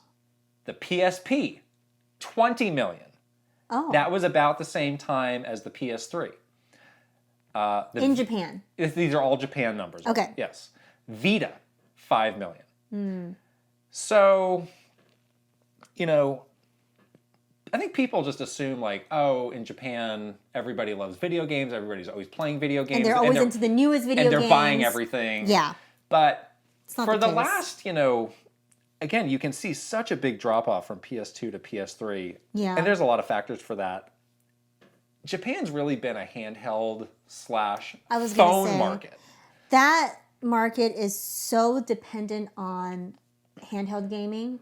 And the way that, you know, even when we worked with our Japanese counterparts and the way that they did marketing there, it was all around handheld stuff. Yeah. And in a way that was so, like, shocking for us at times that they would focus so heavily on it, but it totally makes sense because of that, the kind of market they have. Right, right. And, you know, you look at the Switch, like, really, like, nailing what they needed to do for Japan of, like, oh, it's a console, but it's also a handheld. And you wonder about, like, the PSP, you know, they had this drop-off of 20 million to 5 million with the Vita. Yeah. They really screwed that situation up. They really did, because the PSP was a great system. I really loved the PSP. And they had so much support for that system, a lot of great first-party support. The Vita was just such a strange system, first of all, from a hardware perspective. And Sony kind of didn't support it at all. Right. And I think a lot of developers saw that message of like, well, if you're not going to support then this, why then why should I? Yeah, exactly. So Sony had this great foothold in the handheld market that they just let go. Right. Also, around that time, the PS2 to PS3 transition, Sony became a much more Western-focused company Yeah.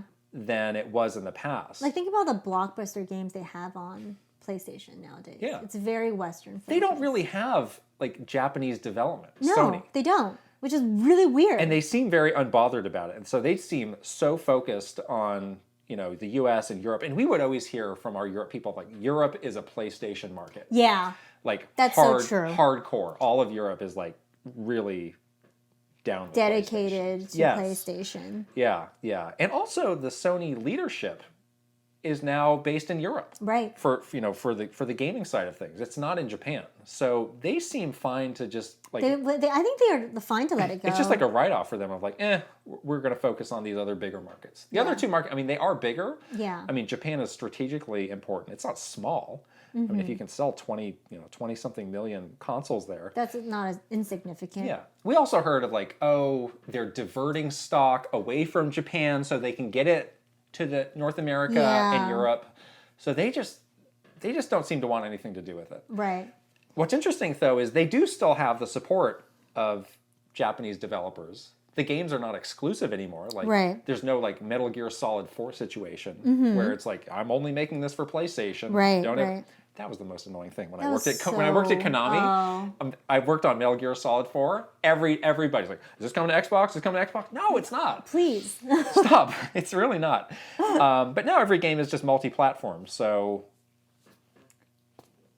poor Xbox keeps trying to make the Japanese market work. It's never going to work for them. And it never will. But I feel like they have a different perspective on it where, we're not a Japanese company. We need to have this presence to entice these developers to make... Yeah. It stinks if you're making a game for a system that is non-existent represented in your market at all. That's a bummer. And no one in your market plays your game on that console. Right. That sucks. So I feel like they have to keep trying and keep throwing money at it. Yeah, we'll see how much. Just to be like, hey, look, we're paying for this, or we're working with this big developer. Yeah. It's more of a symbolic thing. Yeah. Than an actual business money maker. Right. Like maybe one day it will pay back when there's relevancy for them in that market, but right now it's definitely for like the look, Yeah. So I do wonder about this alternate history where like the Vita was a worthy successor to the PSP. The Vita people are going to come after me.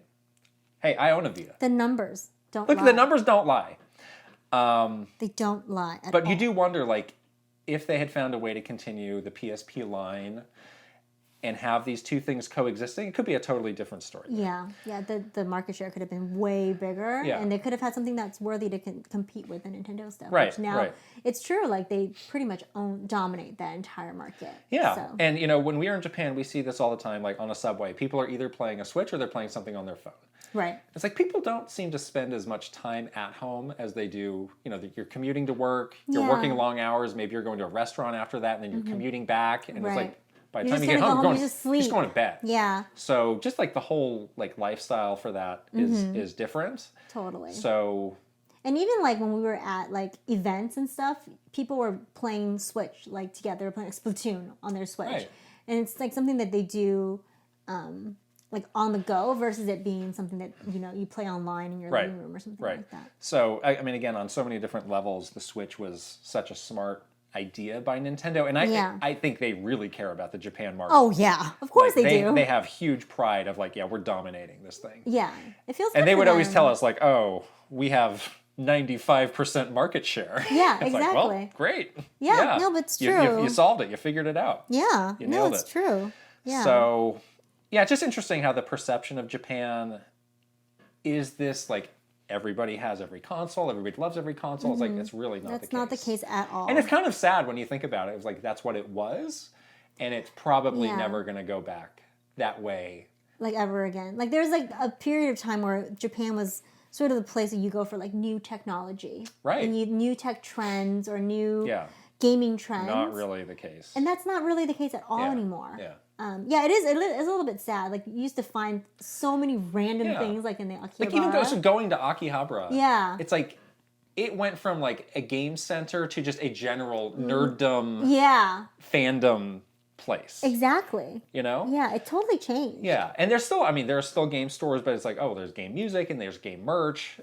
There's just not as all encompassing and not as like concentrated either. As before. Yeah. Yeah. So interesting. There you go. So yeah, there you go, Gartooth. Yeah. Next question is from Courtney. Were there ever slow days at the office when working at Nintendo?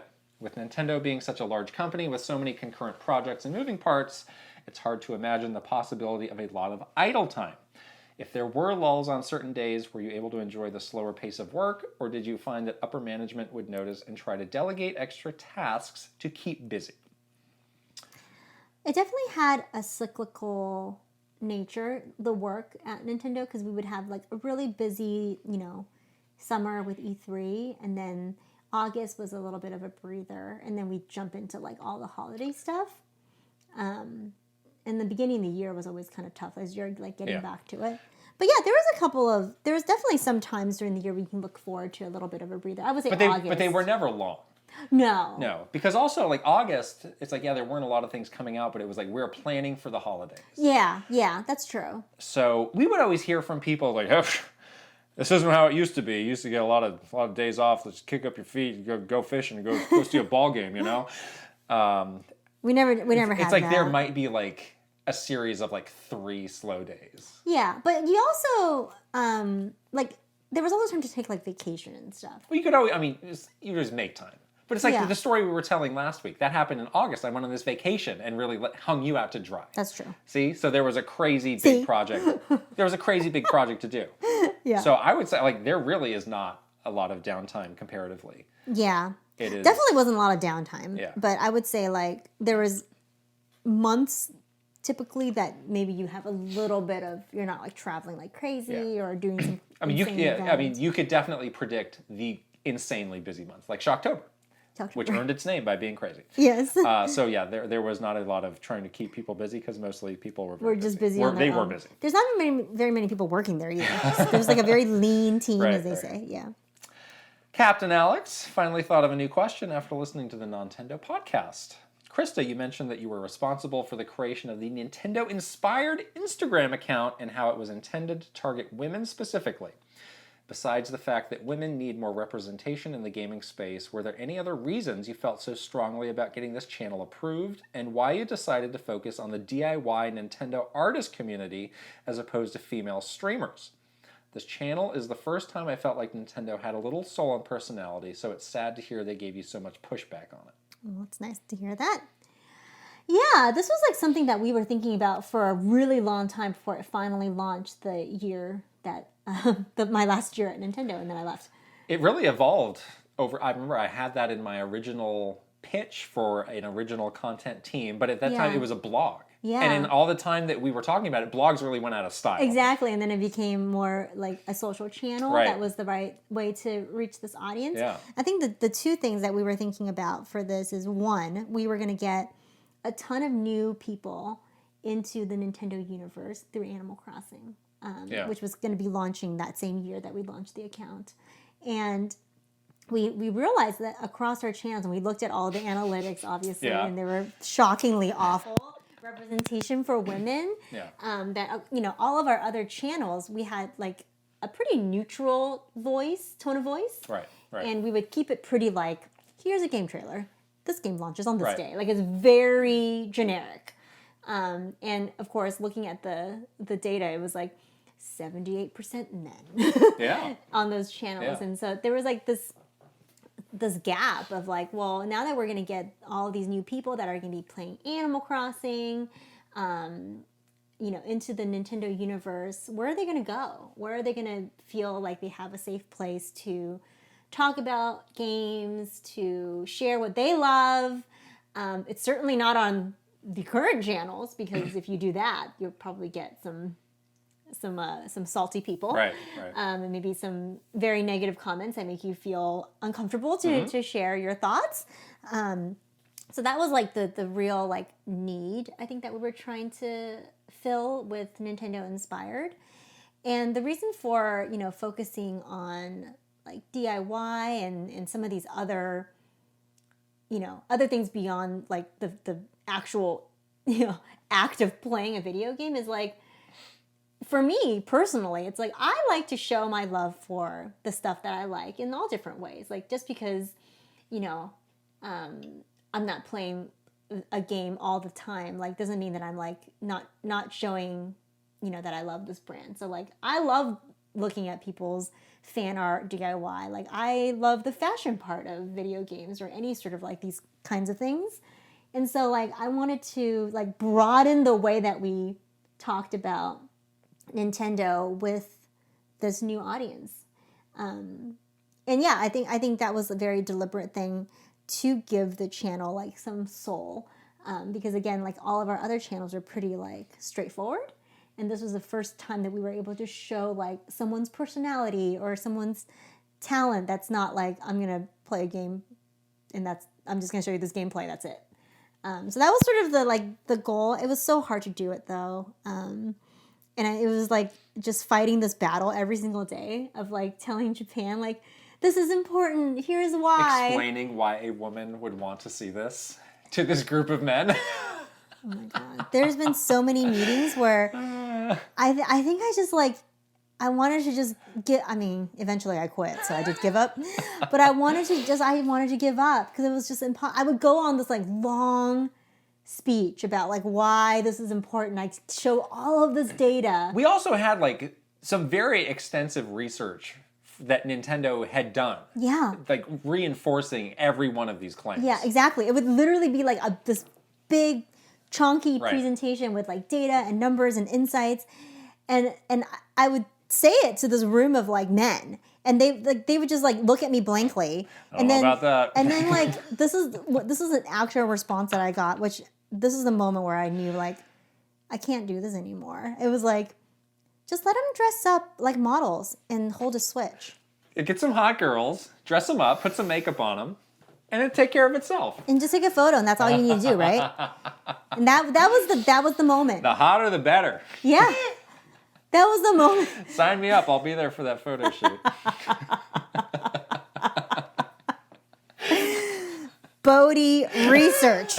I was like, well, I can't do this anymore. See ya. But anyways, I'm glad we got the channel off the ground before I left. It's like self-awareness is a real struggle for some people. I know. As a woman, can you please explain why this matters at all? It's like there was also a stretch of time when someone was like, "Well, what do women want?" Yeah. I'm like, "Well, as the only woman in this Be quiet! room, I need to tell you." like, what do 16-year-old women want? I'm like, well, as a person that's been 16 at one point, I can try to tell you. No, I actually No, I have a daughter. I'm going to tell you right now. Okay. My 16-year-old daughter gives me a lot of guff about this and this. Okay. Okay. Very interesting. It was very interesting. Stuff, yeah. Interesting stuff. Oh boy, the next question is from the wonderful Simon. Oh, I love Simon. Superstar Simon. How has the road for fame been for you guys? Whoa. I think we can agree by this point you're some sort of Nintendo superstars, internet figures, and influencers. Woo! Wow. In quotes though, influencers. Yeah, maybe not. As Nintendo Minute was happening, did it ever start to have some sort of impact on you guys? The way you behaved or things you said? Were you ever worried about getting recognized or anything similar? Were there ever people at work that also wanted some kind of spotlight? I need to know the deets. This was a kind of a slow ramp up, I think. Yes. So it wasn't like one day it was like, oh, my life is totally different. Yeah. But definitely your life is different, because, yeah, like when we were at Nintendo, I think we were both pretty careful about like what we shared on our social media channels, and like we were pretty careful about that. I think we both knew like what the implications would be before they happened. Yeah, exactly. Right. We were pretty aware of, like, self-aware of that. Right. And we were kind of preemptively careful. Yeah.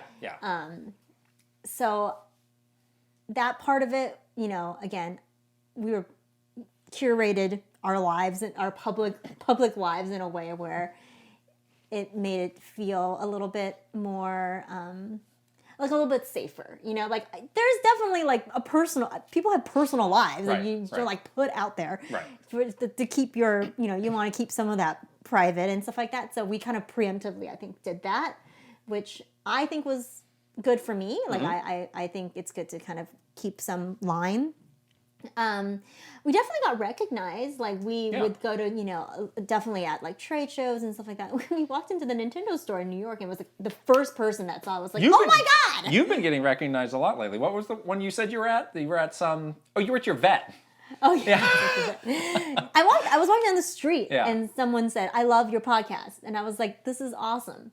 So I don't mind at all. Like if you want to come say hi to me, like I'm more than happy to talk to you. Like unless you have a crypto scam that you want to sell us we don't on. Want to talk to we don't want to hear about that. But you know, I love it when people come up and say hi, and it makes me feel great that people are listening to the podcast and all that stuff. So and that's also like that was our mindset as well, that we like knew was like the interaction with the fans is the most important thing. And I actually really like that when we're in a position to like be with people, like that will always be the priority. Like I remember at E3s, like we would be going to do something in the booth and we would get stopped, and like sometimes the people we were with were like, no, we need to go, we need to go. No, we don't need to go. It's like, no, this is actually really important that these people have a positive interaction with us. And we want to. Right. Like I want to talk to you guys. Like I like you guys, and this is why we're doing this in the first place. So yes, I want. This is why we built this Patreon community, is that we want to interact with you guys. Yeah. So that part I really love. And I think that's probably, you know, one of the reasons why we were able to do this for so long is like it didn't go to our heads, or we didn't get weird about it like in the office, because if we did, people would have been like, you need to stop doing this. I think so. Because you're acting weird. You're acting like that did happen to some other people, we should say. Yikes. That really did. The other sort of subset of like people that got recognized was probably, I think you guys probably know this too, but they're from the Nintendo Treehouse. Yeah. Because they would do all the Treehouse Live. Yes. Yeah, and so that was sort of the other, you know, group of people that were really public and would have to kind of be held to the same standards that we held ourselves to, which is like, don't be weird. Right. Don't be a jerk to people in public, and be careful with what you post on social, because you're going to be...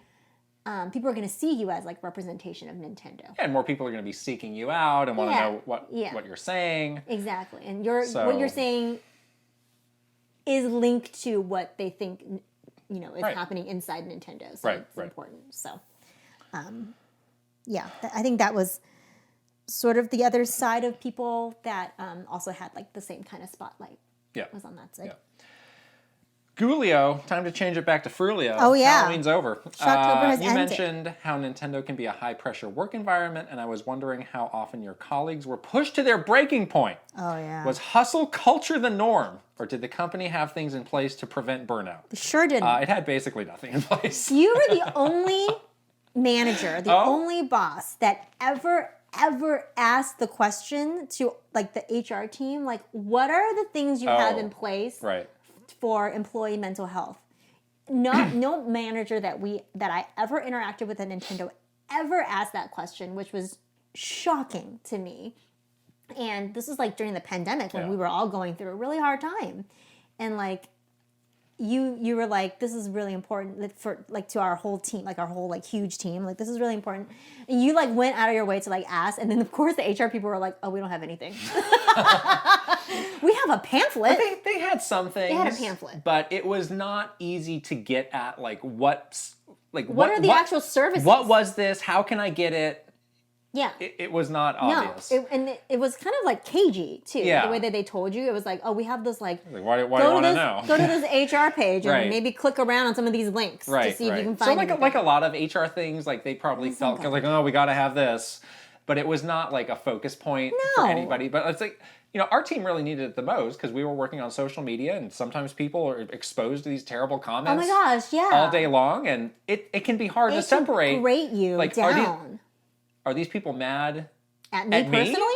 Because I, wrote this or I posted this? Like, you can start to think that way. Totally. And like you feel really attached to the game that you're promoting right. and working on. And when you get like literally 24 hours of hate comments all day long, like it can like really affect you mentally. You know? We definitely saw that happen from time to time. But I mean, that was specific to our team. But just, I mean, in general, like, there were a lot of people working really unhealthy schedules. A lot of people were pushed to their breaking point. Extreme. I mean, some people did break. Like, we saw that. Yeah. It was like, It's like, oh, where's so-and-so? Well, they had to go on leave. They're on a 3-month leave now. They're on leave. Yeah. Like, what happened? This has happened multiple times to multiple people. Yeah. It's really sad. Yeah. Really and sad. I mean, that's kind of the trade-off of being this like lean company. Right, exactly. And there were a lot of times where we would push back and be like, they would always say like, well, tell us what we can stop doing. And it was like, okay, here's 3 things I want to stop doing. You can't stop doing those. You need to keep doing that. Yeah. So it was we like... had that exercise is like, Yeah. continue, start, continue, stop. Right. We did that like every 4 months. And we would make a list. It was like a spreadsheet, make a list. Right. Like everyone would make the list because you're asking us to make the list. And then we make the list and then we literally go into the incinerator. It's like, send me a list, I'm going to delete it. Yeah. Like, why'd you ask then? But it was always like, well, you should, if there's something you can't do, you just tell us. Or, well, it's like, why'd you ask? You're not really being honest about this. Yeah. And it is crazy too. Like you look at the amount of things that our team specifically was doing at the time we left that we were not doing at all like 10 years ago. Yeah. Like all the social media stuff did not exist. Original content. Influencers did not exist. Original content did not exist. Yeah. Mobile games did not exist. All these like, licensed products, movies, theme parks did not exist. Yeah. That's so true. And the size of the team really didn't change. No. So it was just like, well, just find a way to do all of your existing job and we're layering all these crazy big things When they promoted me 4 times, they never replaced those 4 people. Right. So I just kept doing that job. Right. For like a long time. I'm like, oh, this is not good. That's definitely like an unfortunate reality of it. And you really just had to look out for yourself. You did. And you pray for a manager hopefully that you had will a manager help who was understanding and not doing, wacky schedules themselves. There was a time where I did not report into you and I had a different boss and that was not great. I got to tell you. It was bad. It was bad. All right. Handheld Gamer has the next question. Hello to both of you. I was curious to know if you guys were familiar with the Nintendo show 3D. It was a news video series that appeared for a few years during the early days of the 3DS eShop that talked about various game-related announcements and was fully viewable in 3D, also with some footage taken with the 3DS camera. Were you familiar with the host Jessie Cantrell? I feel like I haven't seen her since this show back in the day. Here's a link to one of the episodes as well. Yeah. So this show was actually produced by the same team that produced Nintendo Week. Indeed. Yeah. This is the producer, the head of this was someone that we lovingly called Hollywood-san. He is the best, by the way. He's since now moved to Japan to work at Nintendo of Japan. So that's right. Good for Hollywood-san. No longer Hollywood-san, so I guess he's Tokyo-san now, or It could still be Hollywood-san. Kyoto-san or something. But yeah, after Nintendo Week, not Nintendo Live, Nintendo Week ended, they started producing this show. Yeah. And Jessie was very similar to Gary and Allison, where she was hired. Right. She was an actress. She was not a Nintendo employee. The show, obviously, as you can see, is scripted. And it was very cool that they filmed this thing in 3D. Right. But she would also come to events and do like E3 coverage. And so there's like E3 videos with Jessie. And she's really nice. I don't know exactly. I feel like this didn't have the longest lifespan. Yeah. I actually think I preferred this to Nintendo Week. I did because too. it wasn't trying to be something that, it was just like, here's the news. It's like really straightforward. Right, yeah. right. So, yeah, that was an interesting little historical note. Yeah, I think Nintendo content. They realized pretty soon that no one was using the 3D. On a 3DS. There was also like Nintendo Video. Yeah. Which that was another thing. Short-lived thing. Yeah. Right. But hey, you were experimental. That's good. Yeah. But yeah, Jessie stuck around for a couple years doing that and also did like some event coverage for us. But I met her, I worked with her a couple times. She was awesome. Very nice. Yeah. Nice person. All right, this next one's interesting. This is a response to an initial question about Iwata Asks, which we're not answering today, but we will later. Oh. The follow-up question is, what do you think of Nintendo resurrecting Iwata Asks interviews in some capacity with Ask the Developer? Do you know if there's a direct correlation between the two, as in it's directly inspired by and a sequel/successor to Iwata Asks? Yeah. Well, you really can't replace or have another Iwata Ask. It was such a personal thing to Mr. Iwata. And this is one of those things, sort of like Nintendo Direct, and all of the things that Mr. Iwata did. It was something that came from his heart. Like he really just he's like, I want to do this. He was just curious. He just wanted to know. Ask. Yeah. He literally wanted to ask. Right. But he just it wasn't like someone was like, oh, we need like this marketing vehicle for you to talk to developers. It was just like, no, I just want to know. I think that's why all of those came off the way it did, because it was like super authentic to his own actual curiosities. So I think it's hard now for them to do that again. I mean, the style and the presentation of Ask the Developer is basically the same. Mm-hmm. The spirit is not there. The spirit is not there because it's just, one of the random like PR team members there asking the questions, and there's no back and forth. You never see who that person is. Yeah. They don't have the knowledge of development or the history that Mr. Iwata does. Right. So I think it's good that they have at least something where they can get the word of the developers out there. Usually the developers are so locked away, you never hear from them. When they first started this, like the games they chose were so dry. Like they chose like Game Builder Garage or like Labo, and it's like, can we do this for like a Metroid or something? Something a little bit more like, fun, energy to that it. people are like looking forward to, instead of like these games that are probably not selling well that we need to get back on track. Mm-hmm. So they've started to be more broad with those, but it'll never be the same. It won't. Here's my idea. Okay. Again, this is in the countless genius ideas that I pitched, and people just like, laughed. Yeah, shut up. We need an Iwata Asks coffee table book. A large, very nice, hardbound book Illustrations, that has all of the interviews in them. All of them. That would be great. There is probably no limit to how much I would pay for this. That's amazing. They can make some money off and again, that. people just like stop coming to us with these ideas. Okay, here's my idea. Uh-huh. Instead of a coffee table book with Iwata Asks, you get a hot girl with a switch. You get a lot of makeup. You got a lot of makeup and a hot girl. And a Bayonetta costume. And she can hold the switch. And then a man can take her photo. Wow. And we'll put that in a book. Well, that sounds good. How much would you pay for that? I mean, that book might exist, actually. So you start with the hot girl, you see, and then you get the switch. Okay. Okay? I'm listening. All right, great. Interesting. Perfect. Again, I'll be at the photo shoot. Alejandro has our next... Actually, our next two questions are about food. Oh, I love food. From Alejandro. Sorry if this has already been asked. It has not. Hi, Kit and Krysta. If you could have any one fictional gaming food, what would it be? Even though some of them look disgusting, I've finally been playing Xenoblade Chronicles 3, and some of those meals look low-key yummy. High-key, I agree with Alejandro that the food in Xenoblade 3 look amazing. Yes. There's a soup that Mio makes. Uh-huh. Like they're supposed to drink it in the morning to like get their energy up, and I really want to know what's in the soup, because it's like something that's a little bit red, so it looks kind of like it has like some good, red cabbage.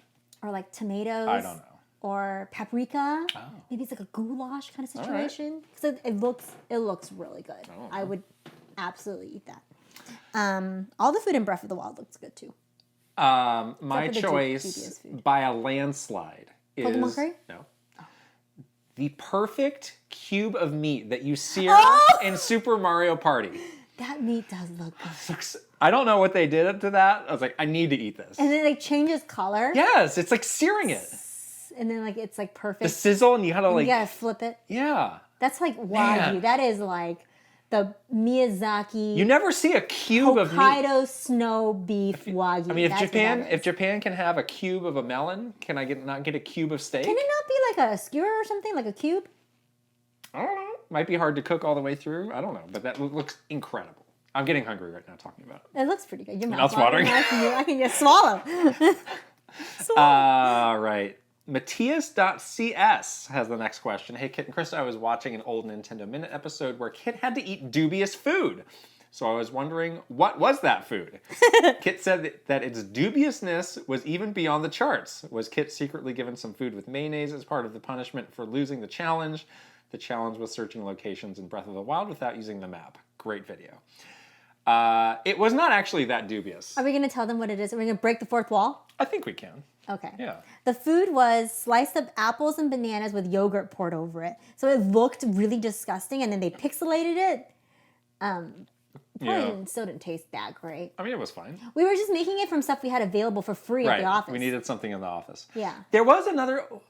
We did something with a durian. Why did we have a durian? We had a durian... Why was there a durian in the office? But for what? It was for this video. Really? Yeah, I think the thumbnail is you holding the durian. And then after that, we did somebody was like, oh, I know how to do this. Yeah. And then they came back with this plate of durian, which I tried and didn't like. You didn't really like the durian. That wasn't the best durian. That's an acquired taste. I don't think we should have cracked it in the office because there's a strong Smell, scent. yeah. I like durian. I don't mind it. I actually really enjoyed like a good durian, but I was like, oh, this is shaky to crack this open in the office. Oof. Paul Gale is back with our next question. Hi, Kit and Krysta. I was wondering if, despite it being unfortunate to see happen, do you think it's good for Nintendo or any company in general to lose or fail in a generation? Ooh. Losing and failing are two different things, as you could be second place and still have a strong performance. But what I'm getting at mostly is I find when a company underperforms in a generation, they tend to come back stronger. Paul Gale is onto something here. There's this, That's something to prove. There's this strange tendency in the games industry for the, quote, first place To be console last place. to then move into last place. Yeah. Wii to Wii U, but then back on top with the Switch. Yeah. PS2, PS3, Back PS4, on, we're back. Yeah. The boomerang effect. Right. This seems to happen a lot. Yeah. Like original Xbox, iffy, Xbox 360, great, sold a ton. Right. So true. There's a thing called hubris that exists where I don't know why it's like this. It's like all the effort and the ways that you stretched yourself to make it a success. Yeah. Once it's a success, you're like, I don't need to do that anymore. Just rest on my laurels. We're good. This thing's gonna sell itself. Yeah. That is very Yes. dangerous. Mr. Wada would be like, never rest on your laurels. That's why we couldn't say success. Yeah. Because he didn't want that to happen. He'd seen this happen. Seen it happen. Right. He's been around the block. My gosh. And he definitely knew what he was talking about. The other thing that I think is interesting is that, especially at Nintendo, you do see like the iterative learning that happens during a fail year and a success year. Like, do you think Switch could have happened without the gamepad? I don't know. Like, there is a technological iteration. You see that in games too. You see that in games too. It's like, let's test this thing. Let's pick out the thing that, out of this failure, this garbage fire, we'll pick out the one thing that is like not burned to a crisp. Right. And we'll just concentrate on that. Like, I think that's okay. That's how you get like new products and like new ideas. So it's okay. Like if you can come back from it and you learn from it, like I think it's a good thing. The best example of this is probably the $600 PS3, where they were like, you'll just get a second job so you can pay for it. And they're like, no. That is like the all-time example. And I have worried that like the new Sony regime is falling back into that a little bit. But what's interesting is this generation, there's no like big loser. Like they're all doing pretty good. We have all three, and I can attest to say that, like, I use them all for kind of different things, and I play games pretty equally on all three, and I like having the option. Yeah, but there is no like Xbox One or Dreamcast where it's like, that's a skip. That's a far last place. Yeah, you're a skip. Like they're all like, it's nice for the first time in a while. They're all doing really well. I hope that it stays this way, but I know it won't. Somebody's gonna slip up. Yeah. But and we'll be here when they do. It doesn't have. I mean, you don't. These are not mistakes that you have to make. No, it's like not. if you but you're gonna. If you stay hungry, you can keep it going, and you're gonna make it. So to answer Paul's question, I don't think it's good because you can avoid making these mistakes. Yeah. Or you can learn them the hard way. Yeah. Either way, you're gonna learn. You're gonna learn. The professor is here to tell you. Stop smiling. Give you a stern look. Oh boy, this next question from Robot Penguin is great. Are you guys ever going to start cussing in your episodes or videos? Or do you guys prefer to keep language PG? This is a family-friendly podcast, so yeah, we have to keep it PG. We're PG-13, okay? We're carrying over a lot of our Nintendo Minute fans, where I think that was very important to them, that there was something that was appropriate for everybody. There's like, if you go down the podcast charts, I mean, we're very high up there, but if you keep going... Oh. We are. There are not a lot of podcasts where there's not just rampant swearing. Yeah. It's true. Or on YouTube, which is videos in general. Yeah. It can be hard to find. So that does feel like a valuable niche to have out there. You don't have to swear to get your point across anyway. So. Right. It's like, what would that actually get us? Yeah. Like, I don't know, like nothing. And it might, like we met at PAX, the wonderful Aaron Burgundy, who came up with his family. His entire family. And his like young children. It was like so sweet, by the way. We all listened to this together. Yeah. So if you went off on an expletive-laden rant, I wouldn't want to get that sad email from Aaron Burgundy, like, you've ruined my, my family's, these kids are dropping bombs everywhere. Like, that would be terrible. I would never do that to you, Aaron Burgundy. I would never. I would feel terrible about that. I would feel bad. The one thing that we have toyed Mimosas? with. I mean, I had some mimosas this weekend. I thought you were going to say this morning. Right before we started, I downed some mimosas. I need something stronger than that with you around. God. The one thing that we have talked about is doing like an after dark kind of episode, which, so there are like, sometimes there's like more mature games, like Persona 5, for example, is an example. Until Dawn. We had to edit out all the swear words. We had a big conversation about this because there are some scenes. I was like, this is not for everybody. No, that game's rated M. Yeah, and there was a lot of swearing and a lot of scenes that we basically did edit out. At first, it was like, well, let's just edit out the really bad, like in your face stuff. Yeah, and then it just became like, well, we've gone this far. It's only like 2 or 3 more. It's not like impeding the gameplay. Right. We just take it all out. Yeah, but if we were to specifically do like an after dark mature episode, like we would play a game like that or something and not edit it, or we would talk about more mature themes. Right. But Wood, when we were on Nintendo, he made a good point about that. It's like if you're doing that for the first time, then that gets clipped and that gets shared and that becomes like a whole thing out of context. And it's like, that's kind of weird. Yeah. So maybe just for the Patreon people then, if you guys want it. Aaron Burgundy, though. He can come, but the kids can't. Oh gosh. You tell us what you guys want us to do. Okay. Our very last question is from vgmlife. Almost 10 years ago now, I was at the Wii U launch event at the Nintendo store in New York, and I was wondering if you had anything to do with that. My wife and I still sometimes mention the parade of people in me costumes, which was dorky in a cute way. Which of you is responsible for this memory of ours?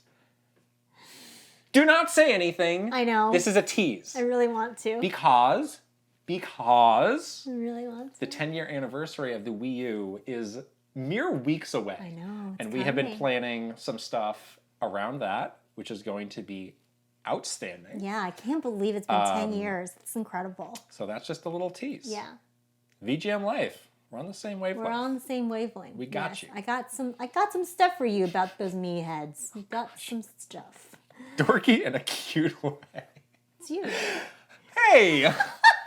That's mean. It's a compliment. Your head is a me head. That was not my head. No. There we go. All right. Superstars. We love you. Here we go. All right. Aaron Hash. Ben Eichhorn. MaruMayhem. Eigenverse. FromRaulWithLove. Jordan Collett. KissMyFlapjack. Mike Chin. Mr. Rogers. Paul Gale Network. RainTech. Roy Eschke. Simon Barrera. Switching it up. _ Sephazon. TheSharkAmongMen. vgmlife. Link, the hero of wins. Angela Bycroft. And her pig Molly.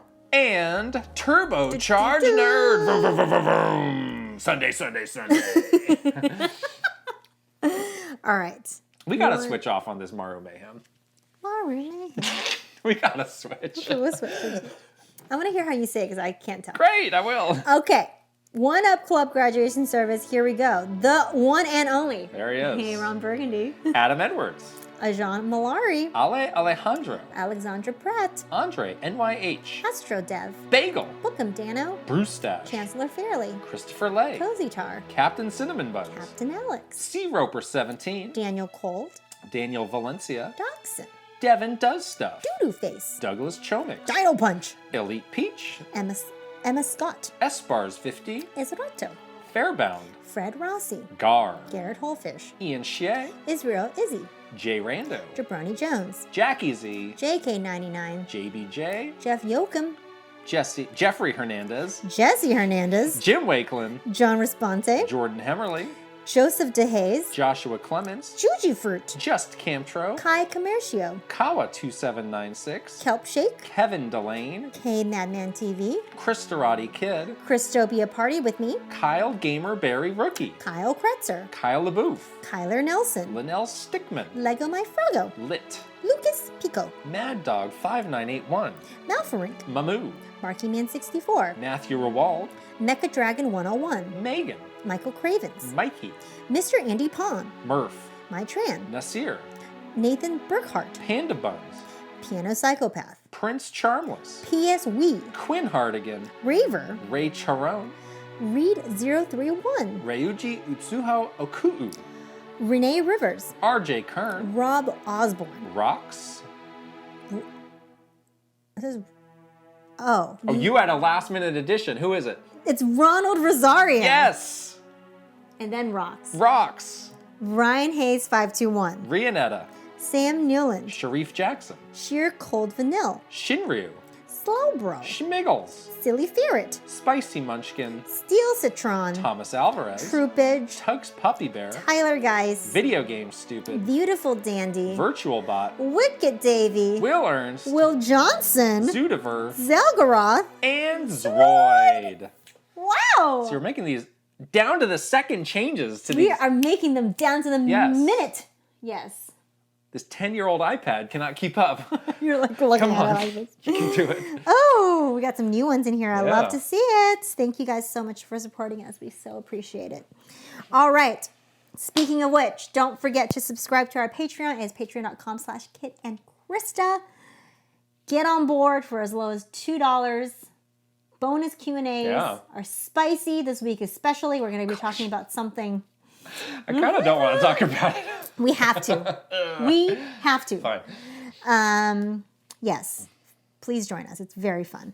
Don't forget to follow us on our other social channels. We're on Twitter, Instagram, TikTok, and of course, YouTube.